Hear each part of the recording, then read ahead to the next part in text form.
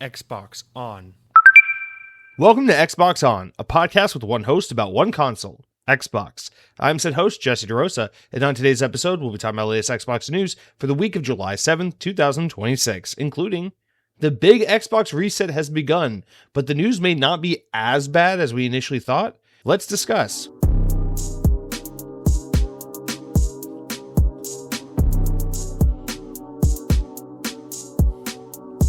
On This Week in Xbox History, in the year 2008, 18 years ago, Beijing 2008 was released for the Xbox 360. Don't you love when China comes to Xbox? This was, of course, the Beijing Olympics, the 2008 Beijing Olympics. I don't know why, but in my mind, I always confuse the 2008 Beijing Olympics with the 2010 World Cup that took place in Africa. Just because I remember, both of these events were, the first time I ever remembered being aware that the Olympics were happening and the World Cup ever happened, and being like, wow, this is, an actual thing. People actually, really give a shit about this stuff, and they call me a fucking nerd. And I just remember that, and then I probably went about my business playing Sonic Rush on the Nintendo DS or some gay-ass furry shit like that. I don't know. Welcome to the Xbox On podcast, you guys. Yeah. Layoffs.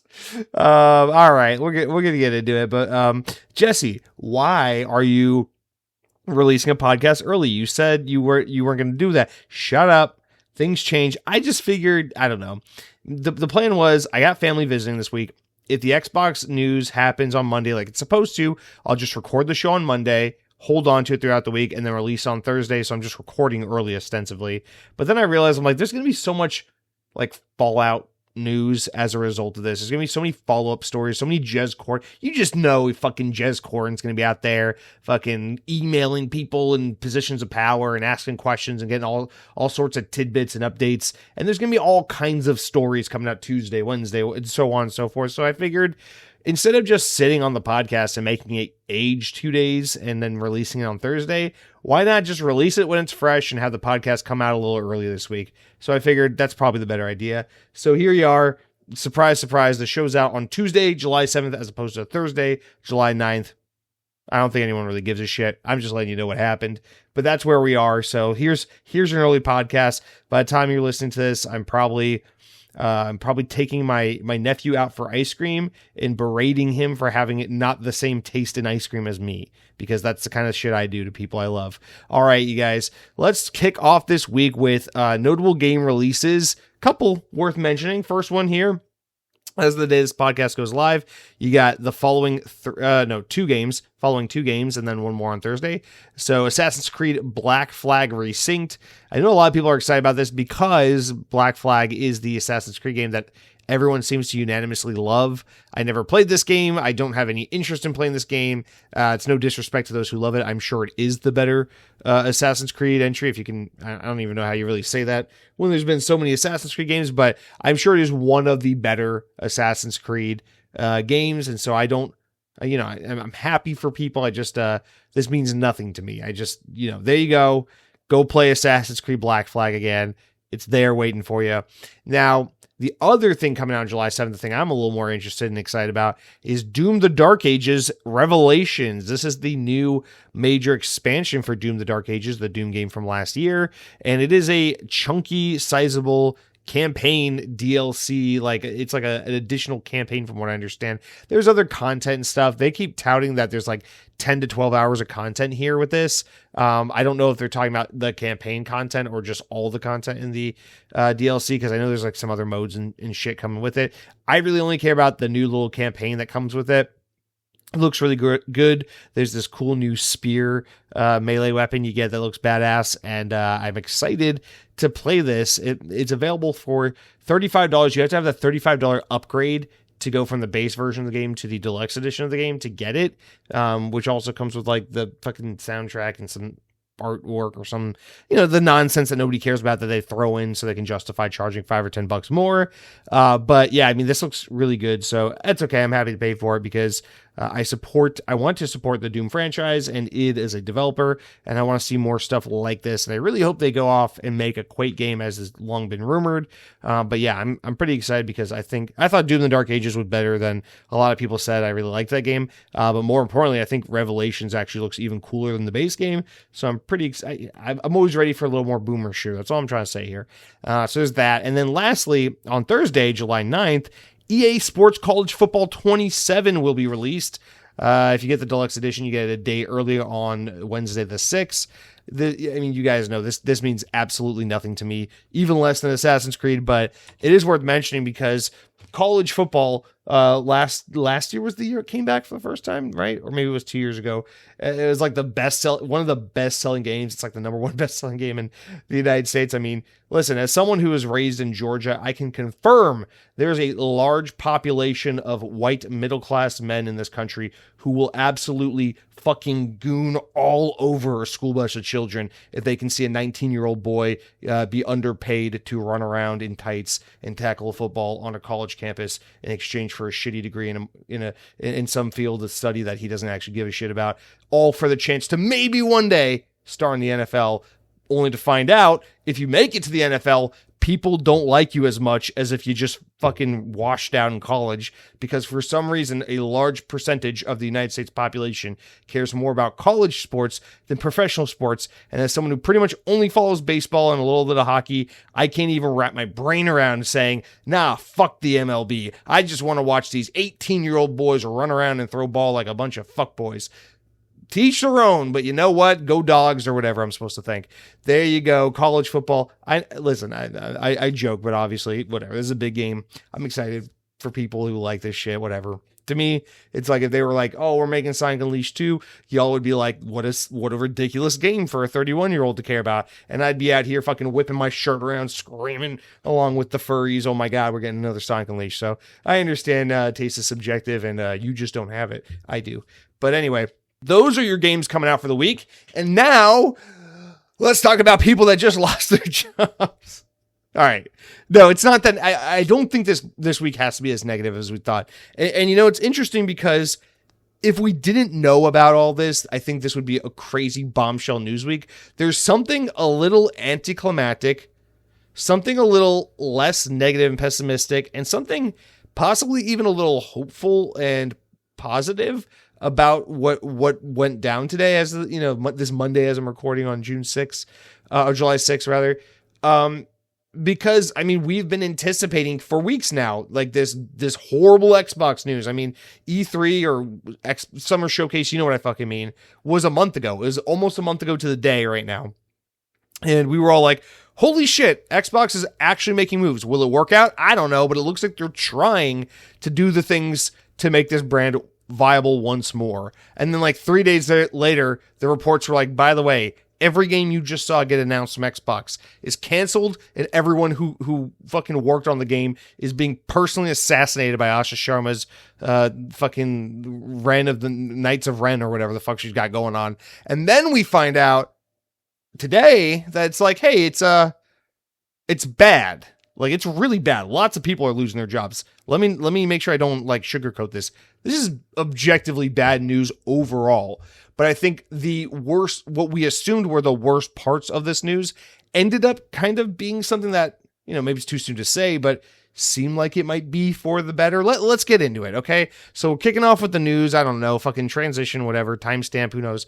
And then, it's a little different this week. I've added some like tidbits at the end again. I told you those Windows Central fuckers, they always be like sending emails and getting additional content for us to talk about.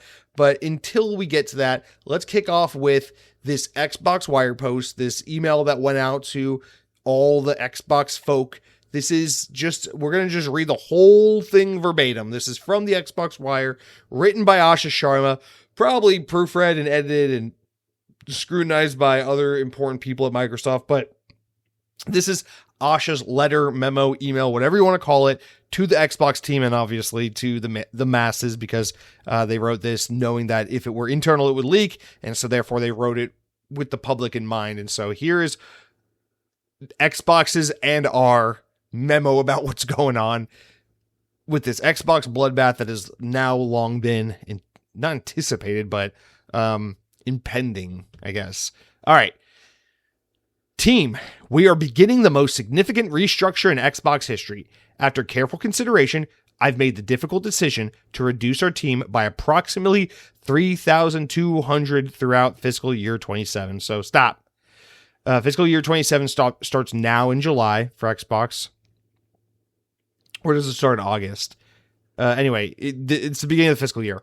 And they're actually talking about like 4,600 layoffs or something across Microsoft. But yes, the bulk of it is Xbox. So for Xbox, 3,200 layoffs throughout the next fiscal year, over the next 12 months or so. It will include approximately 1,600 role eliminations today. So half them motherfuckers are losing their jobs today. Timmy, you got a toothache? Well, fuck you. Your insurance was revoked. In addition, 4 studios will leave Xbox to new management. I recognize that a year-long restructure creates additional challenges. Unfortunately, it's not possible to make all the necessary changes in a single day. I want to be direct about the scale. So I know I'm being, as I am, just stupid and goofy, but obviously this is a huge fucking deal. This is really, really disheartening, and this is not something to take lightly. But while that sounds horrible, on face value, it's wow, 1,600 people are losing their job today, another 1,600 people over the course of the next fiscal year. This is obviously nothing anyone wants to have happen.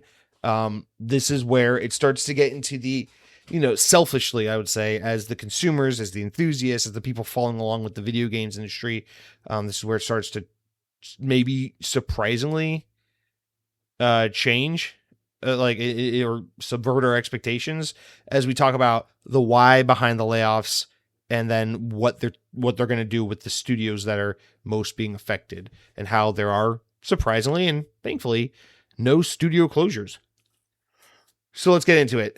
I know this will be painful. These changes are directly affecting people who have poured their creativity into building Xbox. Many joined us through acquisitions, while others were recruited or sought us out because they loved the industry and they loved Xbox. Today's decision does not reflect their talent or their dedication.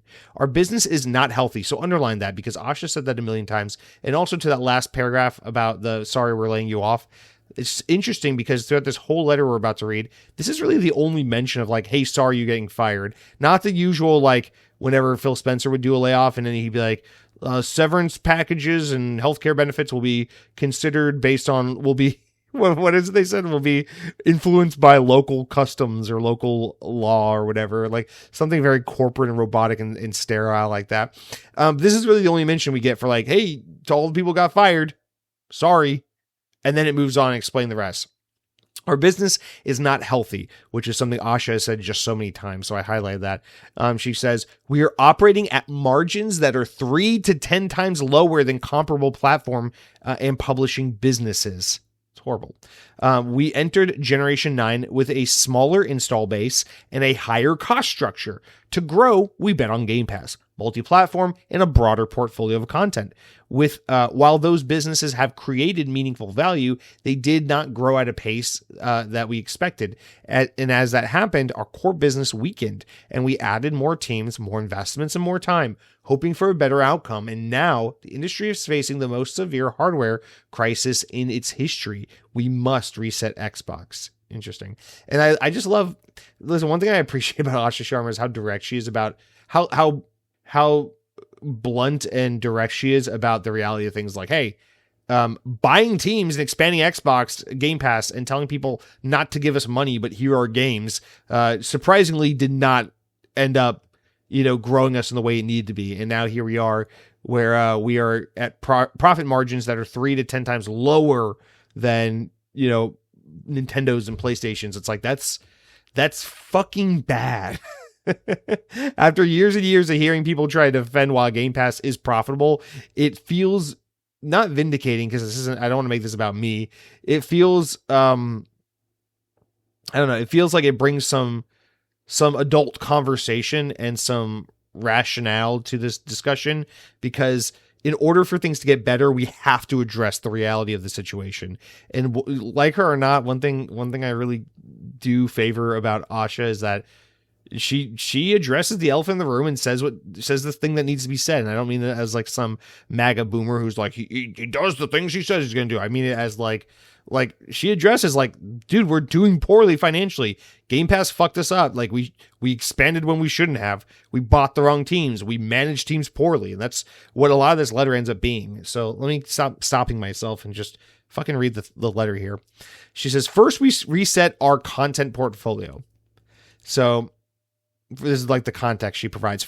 Since 2018, we've aggressively expanded our studio portfolio. While a number of games created each month across the industry now outpaces the last 10 years combined, we now find ourselves competing not only with the larger publishers, but also with smaller independent studios. It is neither possible nor desirable to own every great independent studio. We have also learned that we are not the best home for every type of studio. Highlight _ thank God for saying it. In a typical year, we lost 64 cents on every dollar we invested. As we reset Xbox, we will help independent creators succeed by providing open development tools and audiences to realize their vision. Compulsion Games and Double Fine Productions will return to management and transition to independent studio with their IP, catalog, and runway for their next games. Ninja Theory and Undead Labs will have both entered terms to join new ownership with funding to complete and grow Senua and State of Decay 3. In France, Arcane's management is being required. Arcane's management is beginning required consultation with the Works Council to review potential strategic options. We are also making reductions across other units, and in some cases, shifting investment to focus on higher priority projects. These changes may vary in size across Activision, Bethesda, ZeniMax, Blizzard King, Mojang, and Xbox Game Studios. None of our first-party publicly announced games or projects are being canceled as part of these reductions. So, okay, no games were canceled, no teams were shut down. That's not nothing, man. Okay. In addition, Mojang and King, so Minecraft and fucking Candy Crush, will now report directly to me, says Asha. These two studios have increasingly become platforms and are largest by monthly active players. They bring critical geographic, demographic, and differentiation to Xbox.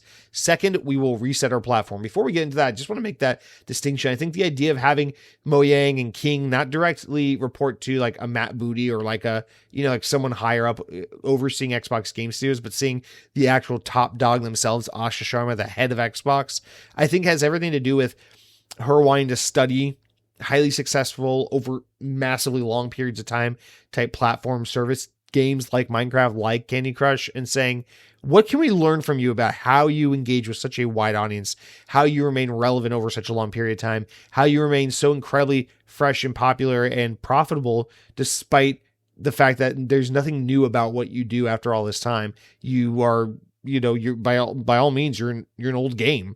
So I think the idea is that by having those biggest, most profitable people like whispering in her ear and kind of giving her strategic advice on how they've managed to do what they do, it will help her to understand how to lead other parts of the business as they try to make Xbox less of we publish any kind of game, both big and small, to try and bolster a Game Pass library to entice people to subscribe. Instead, shift into a tier of, hey, we want to have big, heavy hitter live service games and big AAA tentpole games that make people want to spend $70 on a video game or buy $20 skins in a Fortnite type game or buy an Xbox console to invest in our ecosystem, because that is where money lies, whereas Game Pass is just a super duper pro consumer service that really just doesn't work, regardless of how badly the internet wants you to believe it works. Okay, make that point, move on. She says, we know that great technology gets better when it gets simpler, not bigger. Today, in some parts of the company, work passes through as many as 14 layers of management. Holy fucking shit. That's how you know you're too big of a tech company. Our platform teams are 40% larger than they were at the start of this generation, even as our player base and the playtime have declined. Wow. The complexity has slowed decisions, blurred accountability, and made it harder to deliver for players. As we reset Xbox, we will simplify. We will reduce management layers to no more than 5, and where possible, 3. We will deliver a success through a flatter organization that is built around makers, individual contributors focused on building, player coaches, leaders who remain deeply involved in the work while the development of their teams, and direct responsible individuals, or DRIs, who own key decisions and outcomes. And we will streamline how we work across our tools with a cleaner code base, shared services, and 50% reduced vendor spend. So there's basically saying cut bloat, cut costs, narrow things down to fewer decision makers. And here's what my big takeaway from this, and the thing I'm surprised I'm not seeing more people say. I think the point in really doing this is you got to have people to hold accountable. If you have 14 layers of management making decisions, then you have no one accountable. Then you can spend all the money in the world, take all the time in the world, do whatever the fuck you want to do. And at the end of the day, the successes are owned by Xbox and the failures are owned by nobody, because everyone has the opportunity to point a finger to somebody else. But if you limit management down to 3 to 5 people, at the end of the day, have a very specific structure for who's responsible for what and how things are being led and coached, then at the end of the day, when things go wrong, you know who's accountable for what. And when things go right, you know exactly who to tap to expand and to make sure that successes are replicable. And I think that's a huge part in, I don't know, man. Obviously these are the kinds of traps you can fall into when you're a massive corporation like Microsoft. But anyone who works for like a small to mid-size company will tell you, or hell, even a large company, just not a fucking massive company, will tell you that, you need a streamlined management system that includes a level where everyone's responsible for a certain set of things. And so that there can be a system of accountability put in place. And clearly Xbox hasn't had that for a long time. And now they say, as we get towards the latter half of this memo, she says, third, we are resetting how we operate. As Xbox grew our headcount, we became more fragmented. Teams, studios, and functions often operate independently, and it became harder to work towards a shared goal, make the right trade-offs, and get things done. For the first time, we have established a chief operating officer with end-to-end P&L responsibilities across content, hardware platforms, and services. Helen Shang has been promoted to the role and will report directly to me, says Asha. Over nearly 2 decades at Xbox, Helen has helped build some of the most important businesses, from Xbox Live to leading Mojang and the Minecraft franchise. She will bring our business together under one operating model, making sure we make clear investment decisions, learn from our successes and failures, and hold ourselves accountable for results. Thank you, Dave McCarthy. This is very interesting. They just slip in this retirement, or this guy who may even be getting pushed out of the company, and they say, thank you, Dave McCarthy, who's retiring after 17 years with Xbox. Dave has played a defining role in building the platform that millions of players rely on every day, and has been a trusted partner through many of the biggest moments in Xbox history. We wish him all the best. All right.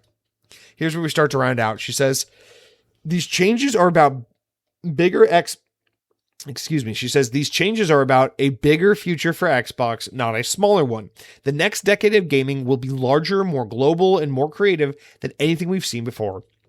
This year, we'll invest as much as in Xbox as we ever have, but we'll invest with a greater focus, greater discipline, and greater clarity, all in service of making Xbox where the world plays and creates. I'm a little worried about plays and creates, because they're basically saying, yeah, no more investing in small games like Hellblade or Kiln. But yeah, we want to invest in big live service games like Sea of Thieves and Halo and possibly Fallout and Elder Scrolls and whatever else have you. But we also want to make it a place where players not only play, but create. And I'm sorry, but Jason Schreier planted a seed in my head and in the internet's head by mentioning that with Minecraft reporting directly to Asha and them wanting to spend big bucks on higher profile, more profitable projects and aspirations and things to chase.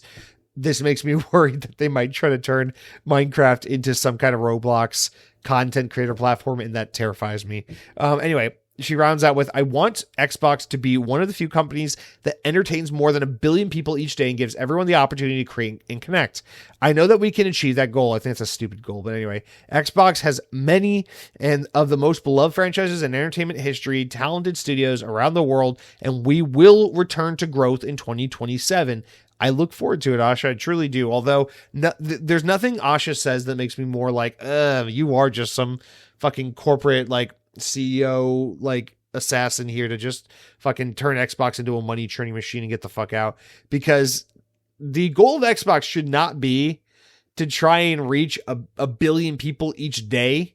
It should be to try and create a platform that is healthy with great games that attract a large audience of players and make a healthy amount of money through having excellent, interesting, unique hardware, excellent catalog of unique, exclusive content, and a great platform that engages players, makes people want to fucking stick around and invest in that ecosystem. Like, that should be your goal. You shouldn't be like, oh, we want to reach 1 billion players. It's like, well, why don't you just try to focus on making a decent console that people want to buy over a PlayStation? Why don't you start with that? And then we can go from there. Miss fucking 1 billion people every day.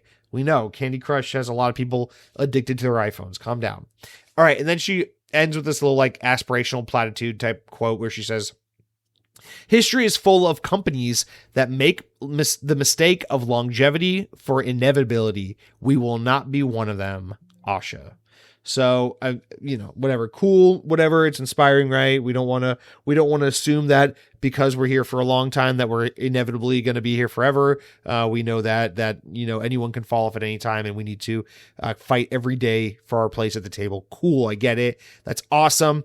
Now let's talk about this whole, on a whole. I guess we'll start off with this comment from Mr. Cronky, who writes in and says, so the actual Xbox restructuring news has started breaking. So far, it's actually going about as well as it possibly can. Compulsion and Double Fine are going indie. Ninja Theory and Undead Labs are getting acquired. Still a ton of layoffs. I don't want to say it. I do want to say, though, that this industry is still so profitable. So Sony and Microsoft continue to infuriate me. This is just the line must always go up economics. I don't know. I don't know if I'm misreading your comment or if you're just completely missing the context here, but, like, listen, I agree with PlayStation because PlayStation is making tons of fucking money by doing literally nothing. They just make a platform. It's as interesting as Xbox, if not less. And then they just fucking do nothing. And then people make games, put them on PlayStation, and everyone buys PlayStation because PlayStation is operating off of pure inertia and momentum and nothing else. They're not really doing anything interesting. Xbox, on the other hand, has been pretty fucking interesting the past generation or two. However, people don't really give a shit, and it's hurting them because every time they try to rewrite the fucking game or flip the script or whatever, they constantly take a beating for it. Now, I don't want to make it out to where Xbox is like the, oh, poor Xbox, because Xbox has made Xbox as a platform incredibly unappealing, especially in recent years, by being like, fuck it, don't buy an Xbox. Here's a PlayStation. I mean, I remember for a long time the conversation in like 2021 and 2022 was like, well, I guess the name of the game would be like, games aren't the exclusive to Xbox. Game Pass is the exclusive to Xbox. Why would you buy an Xbox if all those games are on PlayStation? Because on PlayStation, you have to spend $70 a pop, and on Xbox, you get the console, and for $15, $20, $25 a month, you get Game Pass full of all the games, and they're day one. You don't have to spend any money. But what we've, I think, mostly realized and accepted at this point is that that is not a sustainable, illegitimate way to run a business. And even though Xbox makes money, they also fucking waste money like crazy. It does not matter if you're a little profitable or pretty profitable or whatever. If you are hemorrhaging money and wasting money and operating in the most sloppy, wasteful way possible, you're doing it wrong, and you cannot be, you cannot be any company, let alone a company under a massive brand like Microsoft, and just get away with burning cash forever. Like, at some point, you have to be financially solvent. Like, listen, Xbox doesn't make money on hardware. That's a fact. They're not making money on hardware. It is a massive waste of time and money for them right now. That's a problem. Xbox Game Pass is a massive waste of money. They don't make money on it. They have a lot of revenue that they can count on every month. And so now they feel beholden to keeping it around, but they're not making money off of it. If Game Pass never existed and their install base stayed steady and just kept buying games, that would have actually been more profitable for them than just having Game Pass around. So no, Game Pass is not keeping Xbox healthy and profitable. It's just this piece of shit rope around their neck that's killing the brand further and further. The thing that makes Xbox money is selling their games on PC and PlayStation. That is where they make their money currently. So yeah, the need to the need to like spin off like a Double Fine or sell off an Undead Labs or an Ninja Theory comes from a need to purge all the excess you have, get back to basics, strip down to your core what you need to be, and then figure out, okay, how do we become a profitable and efficient company with this base, with this fundamental? Because Xbox is in a rock and a hard place. They can't pull the plug on Game Pass even if they want to, because at this current point in time, Game Pass is such a steady, reliable stream of revenue, and without it, the only thing they would have is game sales on PlayStation, because Xbox fans have successfully been trained to never spend money on Xbox and then to scratch their heads and wonder why Xbox is failing as Xbox makes $0 a month. This is not how it works. I understand I'm being exaggeratory, and yes, Xbox makes money because you buy COD skins and Fortnite skins on the marketplace and things like that. There are ways they're profitable and they do sell some games, but for the most part, Xbox is being run very, very poorly in terms of money going in, money coming out. And so while I do agree that Microsoft is 100% a line must always go up kind of company, and that is the only language they speak, I think it's also very fair to say that with the absolute economic turmoil, the unprecedented hardware setbacks that everyone is dealing with right now, I think when you add it all together, I don't think Xbox is being some greedy line must go up division of Microsoft. I think Xbox is trying to fight for a place to continue to survive. They have to evolve into something that is genuinely healthy and financially defensible so that they can continue to exist. Because if Xbox continues the way it is, it's only a matter of time before someone at Microsoft says, just pull the plug, shut this shit down, we're done here. So clearly things have to change. Now, if Xbox, I guess to your point, Cronky, if Xbox wants to pull the plug on hardware, pull the plug on Game Pass, and then just say, fuck it, Xbox is a publishing only company and just make games for PlayStation and PC, I guess you have a point. Like, they wouldn't have to do all these things, but I think the layoffs at the very least need to happen no matter what. Not because I'm saying I want them to happen, but I'm saying I think just before the pandemic and then during the pandemic, Xbox very clearly grew at an unsustainable, selfish, reckless rate. They bought and they bought and they bought and they acquired and they merged and they bought all this shit and got to a point where Xbox was just a massive bloated headcount. I think Xbox is somewhere in the 15 to 20,000 employee range when you consider like Activision, Blizzard, Bethesda, ZeniMax, whatever, all that stuff. And it's while it's great to be like, oh my God, look at all these people we employ. That's so awesome. It's like, okay, but there's so much redundancy and so much the company has gotten way too big to be able to manage the whole portfolio, to really be like, hey, we're tastemakers who are approving and greenlighting and funding a litany of games being developed by a variety of developers.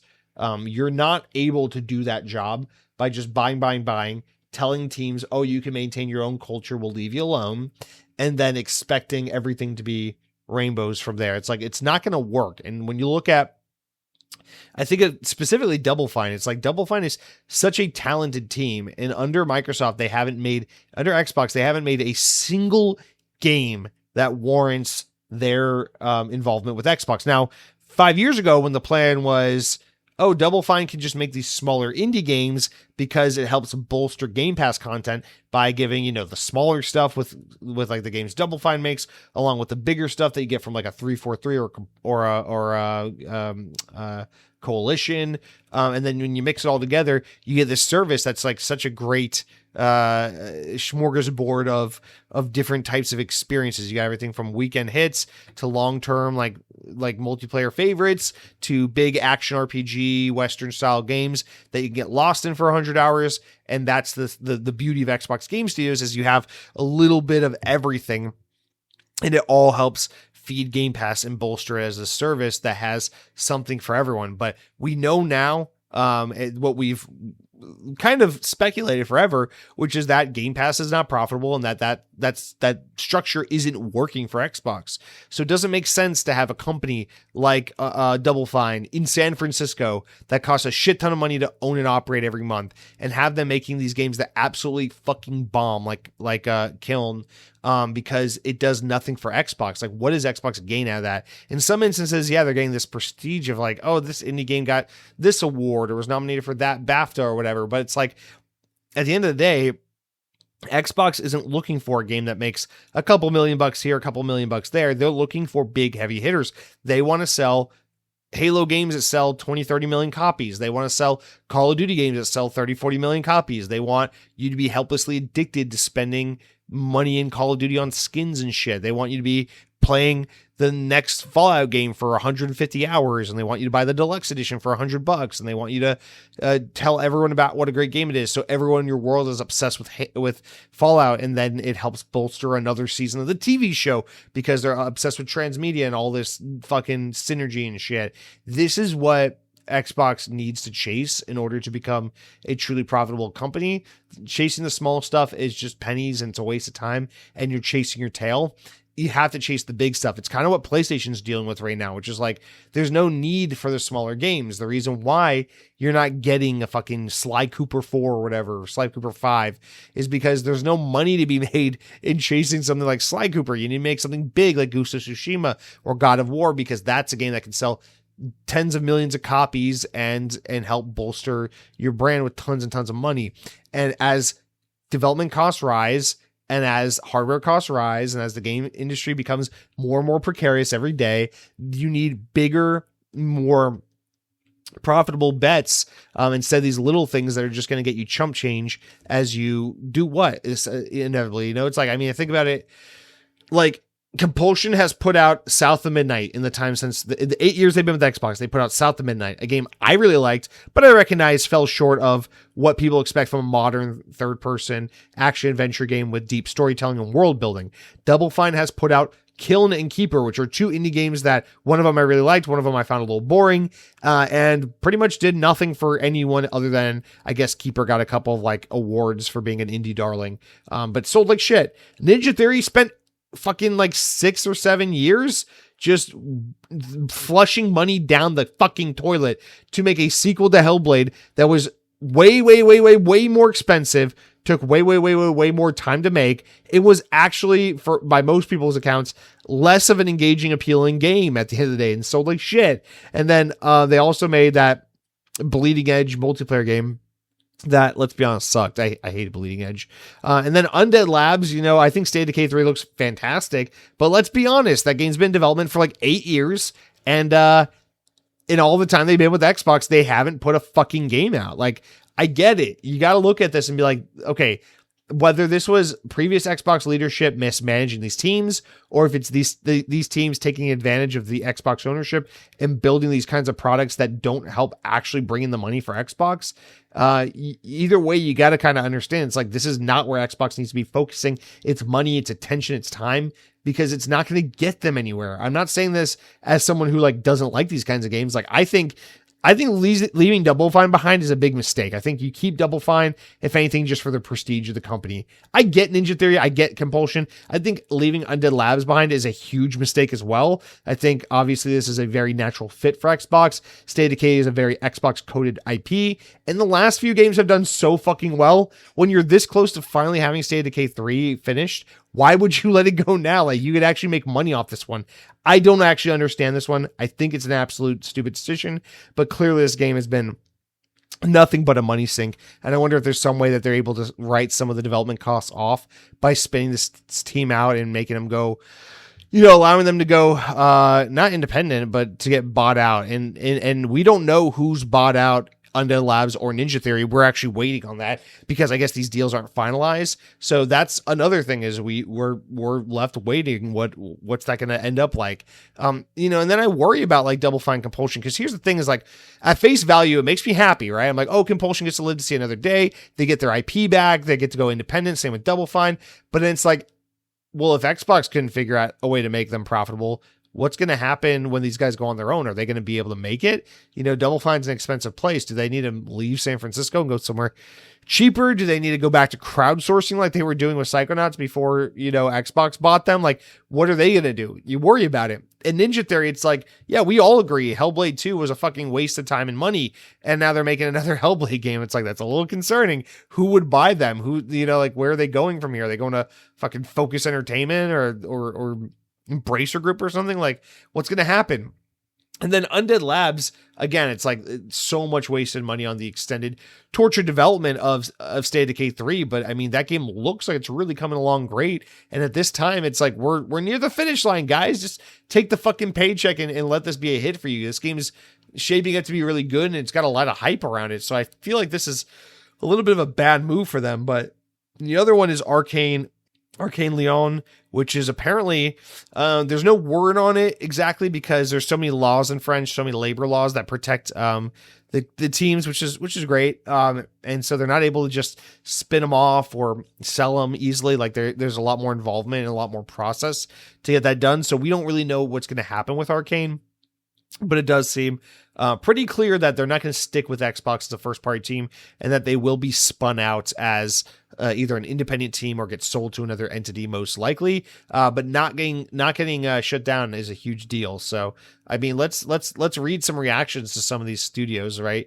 Because actually, first of all, here is that while we're speaking about Arcane, Windows Central reports, The Verge reports that the upcoming Blade video game from Arcane is running over budget, and that discussions involving the French government are potentially taking months, and the future of both Arcane and Blade remain very much uncertain. And that Blade has been delayed internally, and in addition has had budget issues and isn't really looking good for the Marvel franchise.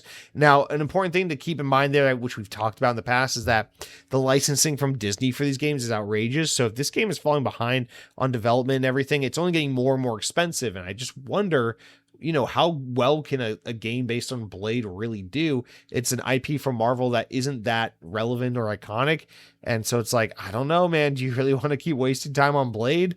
I just hope whatever happens, more than anything, if Blade gets canceled, that is what it is. It's a bummer. But the bigger thing here is I just hope Arcane Leon gets to live another day, and that they get to either find someone to purchase them or go independent, because to shut down this team, I think, is going to be a big fucking fuck you Xbox move. So I'm very curious to see how that one plays out, because with everyone else, we more or less know where things are headed. But here are some other comments, like some other tweets and stuff from these teams that have been spun out or gone independent. And let's read some of them. So Double Fine said on Twitter, thankful to everyone at Xbox for the 7 great years together, and for working with us to reach an outcome which preserves our history and culture and returns ownership of our games to us. So some good news there. They added, to everyone who has reached out over the past few weeks, thank you so much for your kind words. We've been deeply touched by all your messages. We will share more news soon on what comes next. Compulsion said that they were excited to continue building the distinctive games that define them while taking the next steps in their journey. They said, we care about the craft of making games, the stories we tell, the players who experience them, and the assembled creators who put their heart and soul into doing something different. Today, we're sharing that Compulsion Games will be returning to their independent management following their time as part of Xbox. As part of the transition, we will retain rights to Contrast, We Happy Few, and South of Midnight. So it's interesting. They get to keep all their IP. We are grateful for the years spent with Xbox and for the support they provide our team and for the opportunity to bring these games to players around the world. As an independent team, we're excited to continue bringing distinctive games that define compulsion while taking the next steps in our journey. In addition, the two studios, Ninja Theory and Undead Labs, have been sold. Xbox has confirmed, but details on their buyers have not been disclosed as of yet, so the deals have not been completed. So we know that's happening. But anyway, I think it's interesting, these quotes here, these shout outs. Because it's like a lot of these teams, you got to think in some ways it's like, oh, it's exciting. It's invigorating. We get to make our games and then sell them on every platform. We don't have to worry about timed exclusivity or, more importantly, Game Pass eating into their sales. And there's this opportunity, there's this air of excitement where it's like, we could buddy up with Sony and put out a game, we could make our game $70 and maybe get someone to buy them for once instead of just play them including a subscription. So there's a lot of potential and opportunity, but these guys got to execute on some games that people actually really want to see, not just whatever creative ambition strikes them. And I want to be careful about how I say that, because especially with Double Fine, it's the one I'm most referring to. It's like, I appreciate that they stayed indie and nimble even under Xbox and kind of made the games that inspired them. But at the same time, it's like, just because Xbox gave you a ton of rope to hang yourself with doesn't mean you go hang yourself with. Like, I get you wanted to make Kiln, you wanted to make Keeper, but like, you also have to acknowledge there's no way you can be a brand that represents someone as big as Xbox/Microsoft and then think while you're making a game like Kiln, oh yeah, this is sufficient. This is the kind of stuff that will allow Xbox to see the value and investment in us, that will keep the lights on, that will keep us in the green. It's like, I mean, you gotta, or I should say in the black. I mean, you gotta at some point realize it's like, okay, we gotta put something together, whether we're being pushed to or not from Xbox,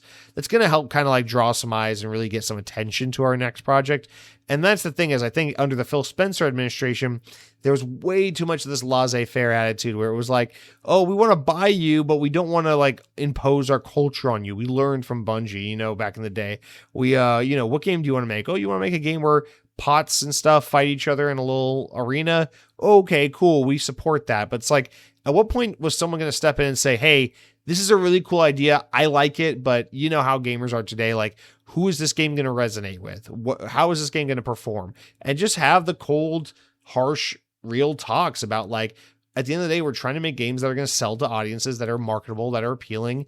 And it's not to say that this game's a bad idea or a dumb game. It's just to say that it's probably not the best use of resources from a company like Microsoft. And I feel like teams like Double Fine never really like took that to heart when choosing the projects they wanted to work on next. So I feel like that's a huge part of this like why these teams are being split from Xbox. But let's continue on here. So this is from Windows Central, written by Jennifer Young over there, who writes this article titled "My Plea to Xbox Fans of the Divested Studios: Put Your Money Where Your Mouth Is." Just a little excerpt from it, but she says, Undead Labs could now be stepping out into a competitive Wild West if they choose not to launch future games in Game Pass. Not giving an audience a chance to try a multiplayer game before you buy it is a huge gamble, but if enough people do buy it at retail price, it could pay off, referring to State of Decay 3. Whether studios decide to launch on Game Pass or not, we as players they go on to like, oh, we got to step up and put our money where our mouth is, because these games will all fail if they're not owned by Xbox, and then we don't buy them, and then we just wait for Game Pass. But it is true. You think of a game like State of Decay 3, it's like, if that game can sell between Steam and Xbox really well, and you assume it's going to come to PlayStation, sooner, if not always was the case. Prior State of Decay games never came to PlayStation, but I'm assuming this one would have been the first.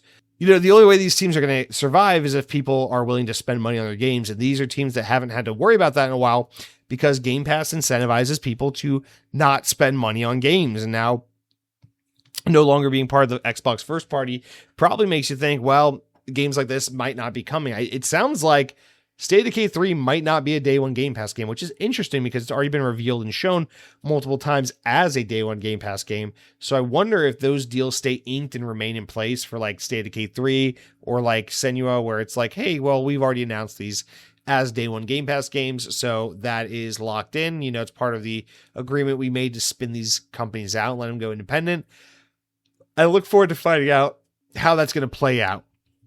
But lastly, I want to talk about, so we know that 1,600 people are losing their jobs or being spun out of Xbox, but we know that there's another 1,600 over the next course of 12 months or so that will also be getting cut. And Windows Central reports that another group of developers that has been hit particularly hard by the layoffs are the teams at Bethesda and ZeniMax, known for working on, Fallout, Elder Scrolls, Doom, Wolfenstein, etc. According to Jason Schreier of Bloomberg, ZeniMax and Bethesda will, quote, face a significant overhaul as a result of the cuts and will be driven to focus on the aforementioned IPs as it stands with the biggest franchises. It's notable that it won't only work on Fallout, Elder Scrolls, though, as I've noticed, says Jason Schreier, as I've noticed, a lot of recent rumors suggesting that that might be the case. Many of the rumors stemmed from the report in which it was said that Sharma wants Xbox to move faster when it comes to core franchises like Fallout, Elder Scrolls, and Halo. ZeniMax will be impacted significantly by the reorg, but will not be reduced to any Fallout or Elder Scrolls, reduced only to Elder Scrolls or Fallout, despite rumors over the past few weeks. Schreier wrote on Blue Sky, the publisher will also still work on Wolfenstein, Doom, and Quake. So that's actually really promising that they're working on IP that people want to see, but it is concerning that there's going to be heavy layoffs and that these guys are going to be targeted for layoffs because, listen, it seems like ZeniMax or Bethesda has always been somewhat kind of bloated because in the years leading up to Xbox's acquisition, we know that Bethesda was in a little bit of a financial pickle and they were just releasing games like every year, every 2 years that were like critically doing well and interesting and all the rest, but just weren't having that commercial success. And it seems like that's kind of been a continuation of the experience, especially with like Doom of the Dark Ages last year and whatnot, where it's like, if you make Elder Scrolls, if you make Fallout, the people will come. But if you make, Quake or you make Wolfenstein, it's like they'll score well, they'll do well initially, but then they'll just kind of fall off a cliff and not have a tail to them, where it's like these games are expensive to make, they take a long time to make.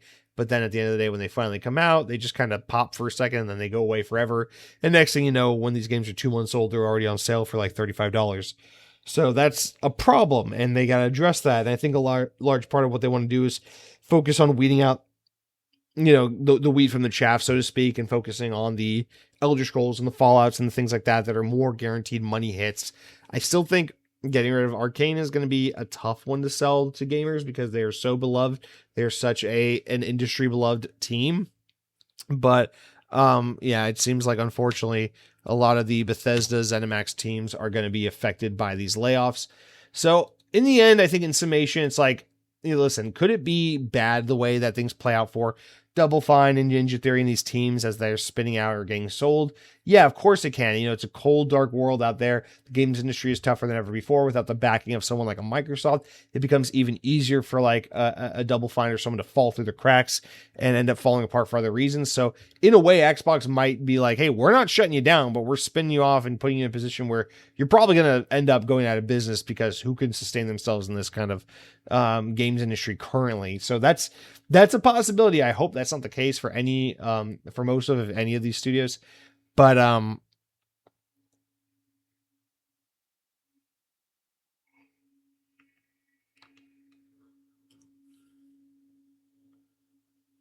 I mean, I just want to, bright side is no games have been canceled. No teams have been shut down. Teams have been given back their independence and their IP and all the rest. Xbox has been very cordial and good about how they've handled that. But at the end of the day, there's still a total of 3,200 people at Xbox losing their jobs over the course of the next 12 months. And that represents, they say about a fifth of the workforce. I think Xbox, with all the brands and everything included, is said to have a workforce of roughly 15 to 20 million or 15 to 20,000 people. So yeah, this is a big chunk of that workforce here that's losing their jobs. And I don't know, man.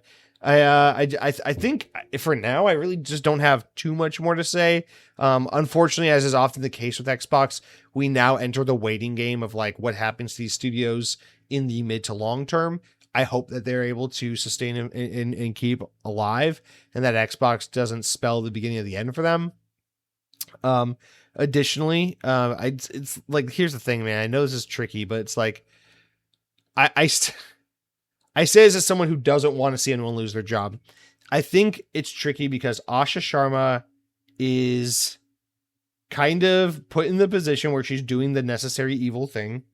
I think under the Phil Spencer era, there was a lot of irresponsible growth and acquisition, and the plan they had in place to make Xbox profitable and healthy and grow was based around this Game Pass farce that was never going to be what they wanted to be, and never even came close of reaching their goals. And even though they should have pivoted years ago into saying, hey, this isn't working, what do we do next?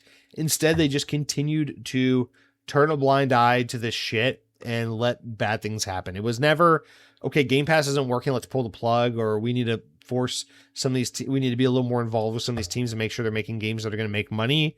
It was always more like, well, we can do absolutely nothing about what we're doing wrong. We can address nothing and then just start putting our games on PlayStation and try and make some money there.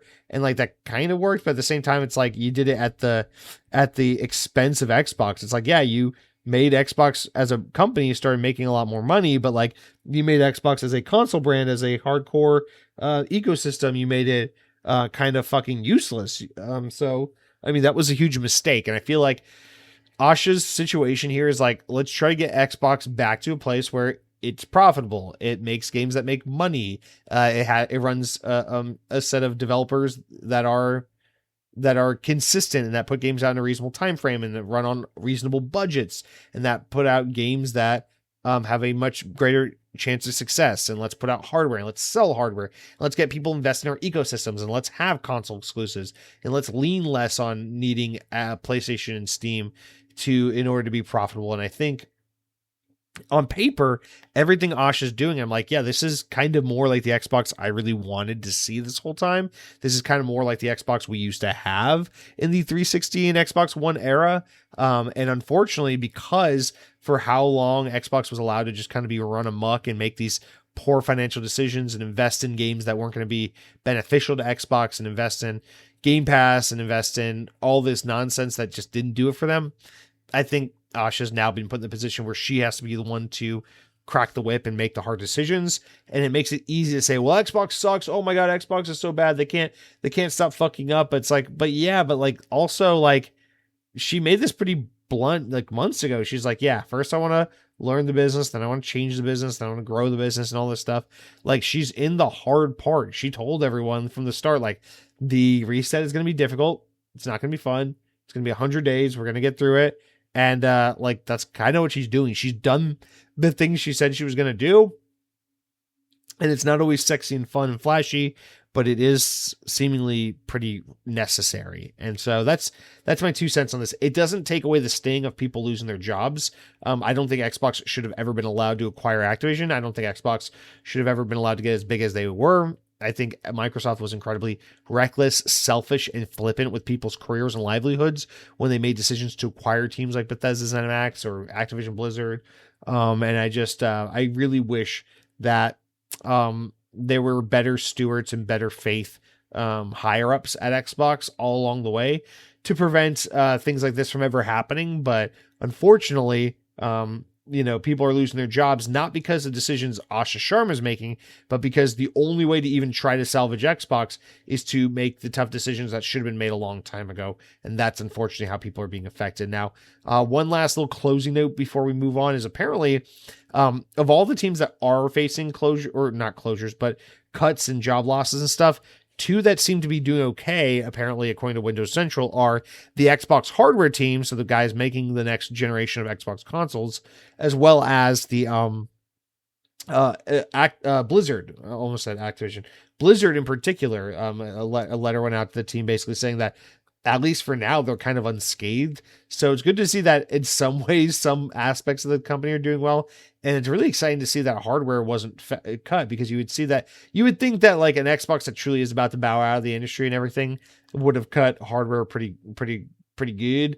But it sounds like Asha is really hell bent on trying to rework what Project Helix is and try to find a way to make it a more affordable and attainable device for consumers, because there's just no reason on putting out this $1,200, $1,500 next generation console, because it's going to be so dead on arrival if all it is just a really, really, really expensive gaming PC console hybrid device. Like, people want a console that's going to be affordable and attainable for people in this current economic situation, and nothing about Helix as it was ever going to be that.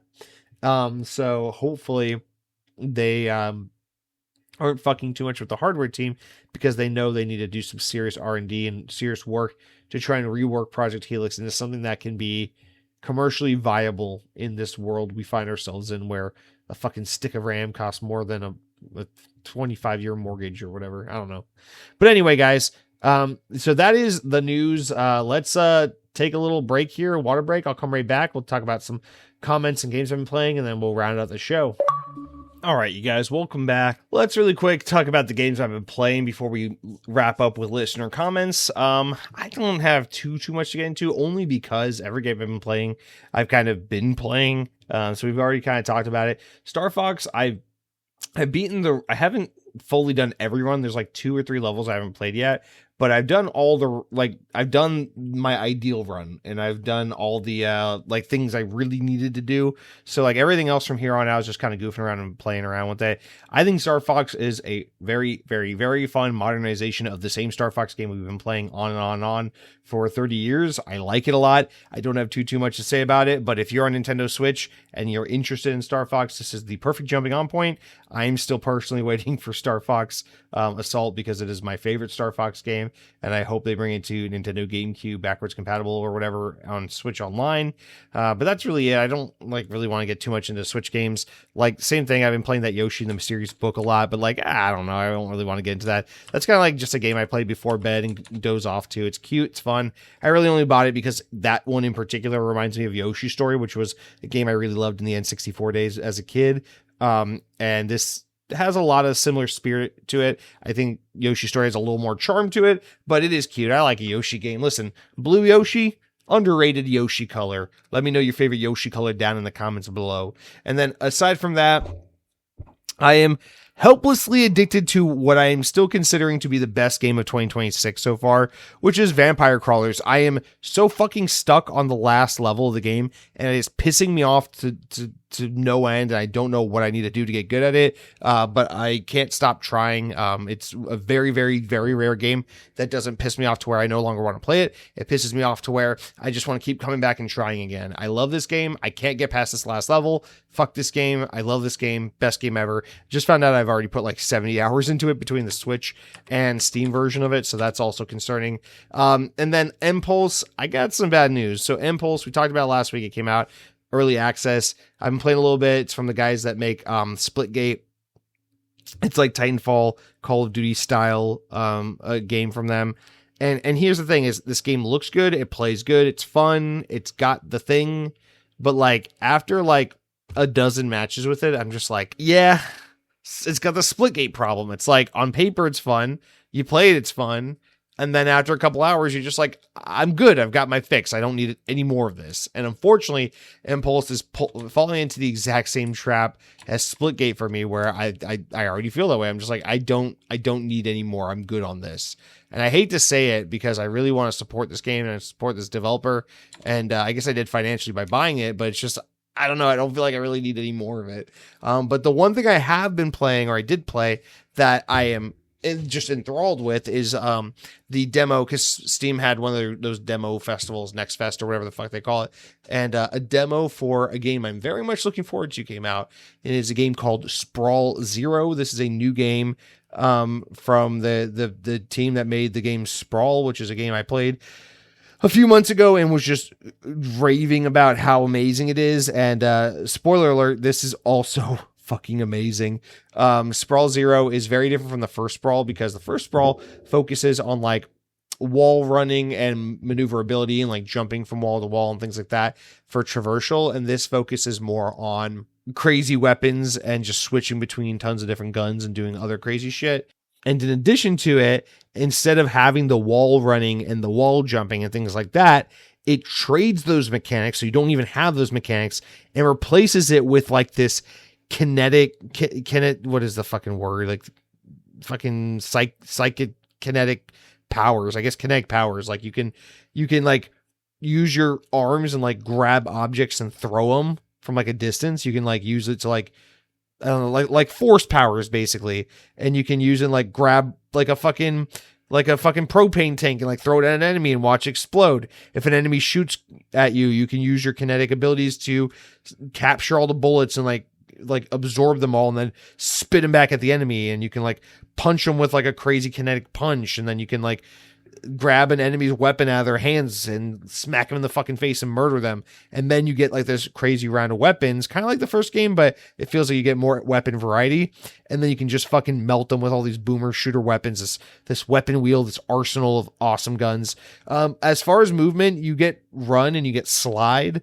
Similar to the first game, but it is much more boots on the ground, as much as I hate that term, because it is much more about running and gunning and less about jumping from wall to wall and trying to, whatever. So I'm loving it already. I already thought the first Sprawl was phenomenal. I think this game might even be better. I cannot wait for it to come out. There's no release date on it yet, but if you're on Steam, you can download the demo and play it. Holy fucking shit. I played it on PC. It was awesome. I played it on my ROG Ally. It was awesome. I can't wait for Sprawl 0. So that is an excellent little treat there, but that's really it for what I've been playing. It's been more of a week of dabbling with some things here and there as I was just, it was holiday weekend, 4th of July. I did some grilling. Had the girlfriend's family over, grilled some burgers, some hot dogs. She made a macaroni salad, did some corn, and then I made fajita nachos. I did steak fajitas, and then like bell peppers and onions, and I put it all on the grill and fucking smoked, got it all nice and smoky and yummy. And then I put it over tortilla chips with some melted queso cheese, and it's good shit, dude. It's good shit. It's a fun 4th of July. And, whatever. I don't know, man. So that's it. That's it for what I've been all the playing, the things doing 4th of July. God bless America. And let's round out the show with a couple comments. Now, because we're recording the show earlier than usual, we don't have a full regular week's worth of comments here, but that's okay. We'll round out with beginning with Mr. Maug, going over youtube.com, Xbox On Podcast, click on the latest episode. And Mr. Maug starts us off by saying, your iPhone head jack comparison is so true. Many of the people that are upset with PlayStation, talking about the disc situation, the no more physical games, most of the people upset with PlayStation will just end up buying the PlayStation 6 anyways. As much as I love physical media, I really don't see how they can make it feasible today. Nintendo's doing the best they can with cartridges, but they're so expensive and have read and write speeds slower than internal storage. Yes. Yeah, I respect Nintendo for even trying to keep going, but even them, you could tell that they're hanging on basically. But yeah, I mean, it's unfortunate. It's not what I want to see happen. I don't think it's what anyone wants to see happen. And I think the only reason why Xbox isn't coming out and making fun of PlayStation and using this as a dunk opportunity is because, one, they're in the process of firing a shit ton of people, and two, because Xbox is probably headed the exact same direction with Helix. What fucking year is it? Oh my God. I would be shocked if the Project Helix had a disk drive. So I assume they're probably going down the same path, and that's why they're not saying anything right now. Next up, Midnight 2067 writes in and says, "Hey Jesse, I buy more games digitally than physically, especially with more games being play anywhere, but eliminating physical media eliminates the secondary market. Think it's only a matter of time before the $80 price of admission becomes the norm and the sales/deals on digital games start to become less frequent and less discounted." I don't know, man. Maybe. Because for sure, like, I get where you're coming from. It's like, if there's no secondhand market, if you can't just go to GameStop or eBay and buy a used copy of a game for dirt cheap, what incentive does Xbox or PlayStation have to put their games on sale digitally on the storefront? But like, think about Steam. Like, there's no way to get your games on PC other than digitally. And Steam is the most generous when it comes to massive sales on games. I don't think that's how it's going to play out. I do think sales will continue because at the end of the day, the life expectancy for sales on these of these games is still the same anyway, which is that in your first couple days on the market, you sell the majority of the copies you'll ever sell. By week 2 or 3, you're really like at 95% penetration, market penetration with how many game copies you're ever going to sell. So the reason why games go on sale after 2 months, 3 months, 5 months, 1 year, 2 years, 3 years is because you try to get these little pops of sale when the game is like way past its prime. And I don't think keeping the game permanently on sale for $70, $80 for the rest of eternity for most games, I don't see how that's really going to work in their favor. I really don't think many companies are able to get away with that, except for like maybe Nintendo. And even they've started introducing some sales over the years where you go to the eShop, it's like, holy shit, a Nintendo game's on sale. And it's not everything. Like they don't put Smash Bros on sale. They don't put Mario Kart on sale, but you'll see like a Yoshi or a Kirby game on sale, a Luigi's Mansion on sale. And you'll be like, oh wow, didn't think I'd ever see that. So I don't think that's going to be the case. I do think the digital stuff will still have sales because like PlayStation, Xbox, and everyone want these more closed ecosystems and walled gardens with their digital storefronts, doesn't mean they're going to make it to where they don't want you to spend your money there. I think a marketplace where everything costs $60, $70, $70, $80, I should say, and nothing ever goes on sale is just going to be incredibly overwhelming and just turn people off, because your consumers aren't always going to be in the mood to spend $70, $80, but there's always going to be room for a impulsive purchase of $10, $20. And so I think there's always going to be a need to have games on sale to satiate that constant like hitting of the market again and again and again. So I don't know. I think it's a totally reasonable concern. I see where your mind goes, and I think my mind naturally goes there as well. I just don't think that's what we're going to see, but I could be fucking wrong. And I hope I'm not, because last thing we need is more dystopian bullshit going on, which God knows we could all see happening. So, all right, next up, Mr. Tim R writes in. The R stands for radicalized, because this guy thinks that you should be jailed if you put raw onions on your cheeseburgers. He is pro sauteed onions only, or onion rings if you have them. So, Tim R for radical. He writes in and he says, with no physical versions, these things are becoming less and less like consoles. So why exactly do I not just buy a PC or Steam machine for that matter? One more win for Nintendo, I guess, at least for now. That is fucking true, man. I will say, as much as shockingly, even after today's news, and again, listen, I'm bummed. Fuck you, Xbox, for layoffs. Fuck you for ever letting it get to a place where this is like what had to be done. As pissed as I am about the layoffs and everything, I actually really do feel the most optimistic about Xbox that I felt really in the past couple of years, because I really do think if there's any chance for Xbox to turn it around and have any semblance of what they once had, I think that the people in charge right now are the most likely to get us there. Certainly it wasn't going to be the Phil Spencer team. So I am rather optimistic about Xbox these days.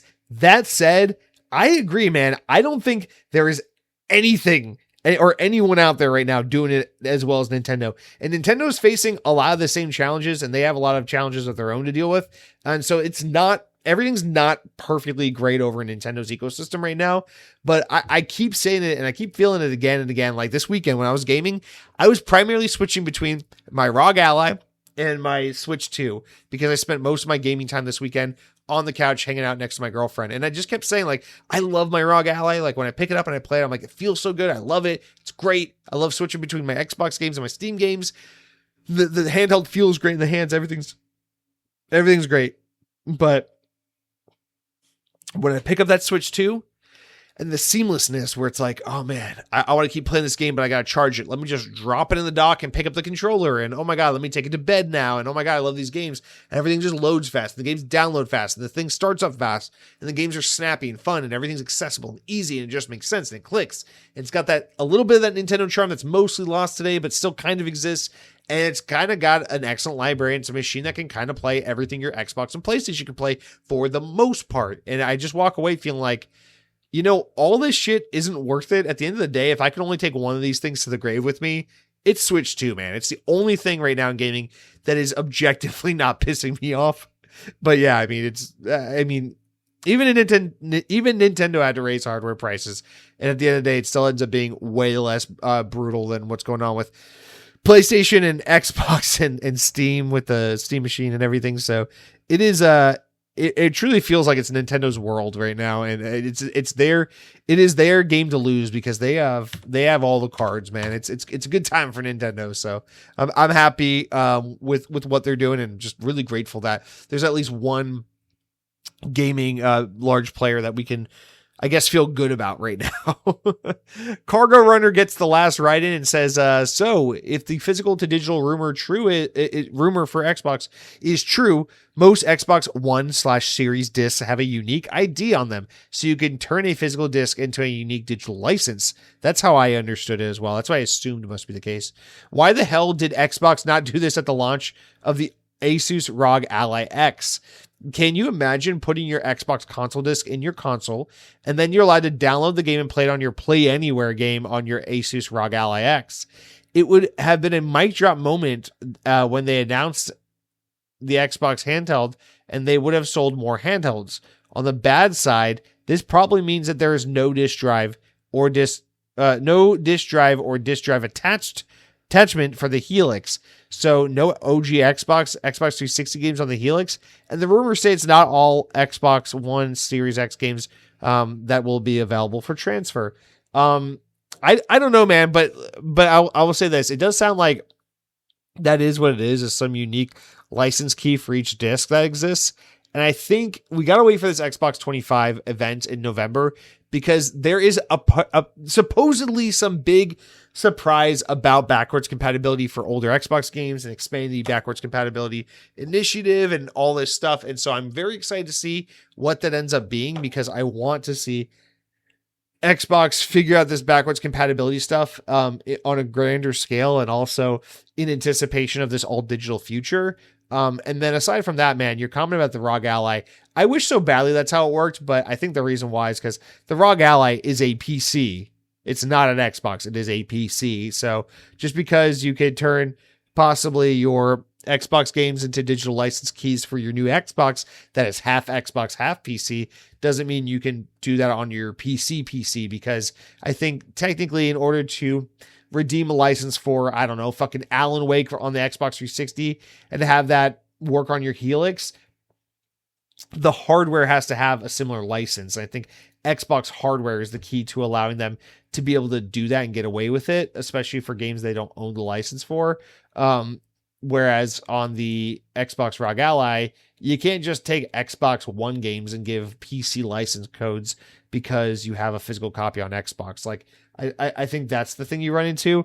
And so the Xbox Helix, much like I've been hoping for, and much like I'm hoping future Xbox handhelds are, needs to be much more console and much less PC, or needs to make the line between a console and PC much more blurred than what we currently have, because I think that's the reason why the Asus ROG Ally doesn't do what you're suggesting.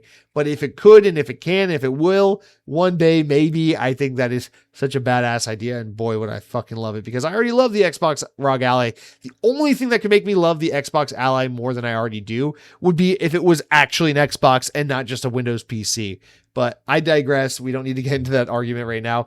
My voice has already started to lose it. We're only like an hour and 20 minutes into recording. So guys, with that said, I'm going to wrap up the podcast. I guess it's kind of a quicker one, but it's an important one. So let me know what you guys think about the layoffs, the studio spinoffs and things. I'm going to tell you, man, it was a big get for Xbox to have Double Fine. And I thought Undead Labs was such a natural fit. So losing them or letting them go is a tough one. And when you think about that 2018 acquisition, it's like Initiative is dead, Undead Labs is spinning off, Hellblade, Ninja Theory is spinning off, Double Fine is going, from 2019 is going independent. Compulsion is going independent, and then I guess they got Playground Games. So all of those 2018 acquisitions and studio formations and everything ultimately just ended in having Playground Games and nothing else. And then you look at 2019, it's like, well, at least we have Obsidian and In Exile, and those guys are sticking around. Thankfully, because I think In Exile and Obsidian are so quintessential Xbox at this point, or they feel like it. And I hope Xbox doesn't lose sight of that. It was a shame to lose Double Fine, and I really hope that we don't have to lose any more. But man, I'm not feeling too optimistic about that. But anyway, guys, that's it for this week's episode of Xbox On Podcast. I hope you guys all have a wonderful week. Stay well, eat yummy food, play good games, and be safe, and have fun with kids, and launch fireworks out of your hands, but only if you're wearing gloves.